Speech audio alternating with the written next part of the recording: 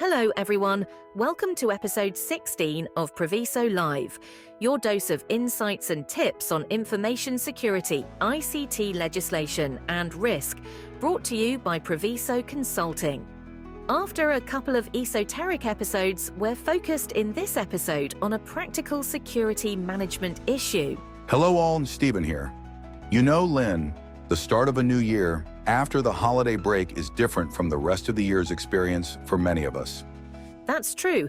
Firstly, you have to pick up the pieces from the previous year, which likely ended with ongoing initiatives paused for the holidays, and you have to resurrect them. And of course, you have to plan for the new year. It's probably the wrong thing to say, but that first fortnight back at work can be quite disruptive, can't it? I find that many people want to catch up and discuss the holidays. Yes, and I tend to lose patience when that happens. You know, I like to get the new year started. I quite like the opportunity to have those discussions with my team. You know, make sure everyone's on track and reinforce those connections. You're more patient than me, that's for sure. Women usually are, Stephen. Which leads into this episode's topic. What should the CISO include in the year's plan? And let's start by saying that the CISO should have a plan for the year. Not every CISO I have worked with does. I mean, a CISO should have a strategic plan that describes the vision and aligns with business objectives. However, that requires planning the specific activities required to achieve it. An annual plan to track them ensures that nothing gets left behind. Security requires attention to detail, and it is easy to miss things during the year when you are swamped with activity. Stephen and I both create annual plans up front and use planners to track them. What do you use, Stephen? Well, it depends. When I am at a client, I use Teams Planner, which is helpful because I create activities for each of my team members, which they can access on their own Teams applications.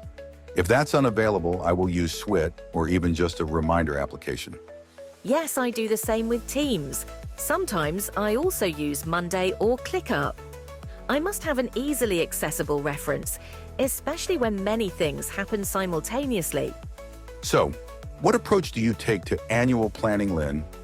Actually, my first step is not to plan ahead. I usually revisit running programs, like technology implementations, to ensure they are on track, before turning my attention to what is coming. This includes any remediation activities to address audits, vulnerability assessments, or penetration tests.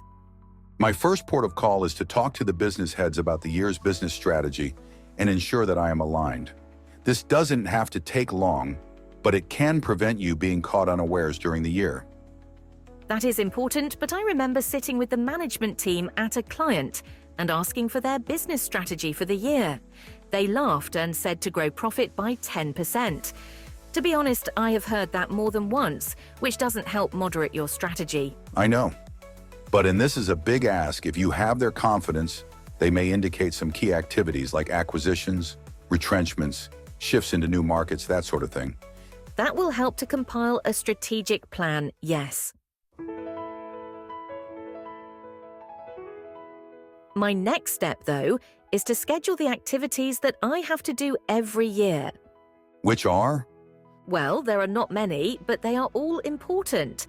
Licensing renewals, surveillance or certification audits, if the client is ISO 27001 certified, access attestations, vulnerability and penetration tests, regulatory compliance reporting, risk assessments of third parties and internal systems, policy and procedure reviews, incident response reviews, disaster recovery and business continuity planning, awareness and training schedules, including phishing assessments, and finally, internal KPI reporting. We forget how many different things we must address. That sounds like a job description, Lyn. Doesn't it just? And all of these activities don't advance the organization's security maturity. These are quite operational. So to focus on new initiatives, you need to know what controls are mandatory, desirable, and possible. In large multinationals, for example, local security officers will likely require specific technologies and activities. While a risk assessment would provide an indicator of whether anything additional is required. But whether a control is mandatory or discretionary, you have to understand whether it is feasible, Before planning anything new, it is necessary to confirm what budget is available and whether you have sufficient and sufficiently trained security resources to meet your objectives. Yes, I have seen budgets change almost overnight on occasion. This is part of the necessary engagement with business that we discussed earlier. This may be the opportunity to revisit human resource planning in light of budget constraints or availability. I think that's it, Stephen. If you put all of this into your annual plan, you should be set up for an organized year. We haven't really discussed AI in this topic. However, at this juncture, I would add an activity to investigate potential AI impact or opportunities within the security team. Oh, yes. Every vendor is already marketing the AI capabilities of their products. It would be worth determining the veracity of these claims before investing time or money. This is probably where it is worth being a fast follower rather than on the bleeding edge. I wonder how we will view that opinion a year from today. That's it from us for this episode. If you want to hear more of the same, don't forget to subscribe or like our channel to receive future episodes. You can find us on all major podcast channels, including Apple, Samsung, Spotify, iHeartRadio, and YouTube. As always, this is sponsored by Priviso Consulting, your partner when trust matters. Until next week, stay safe.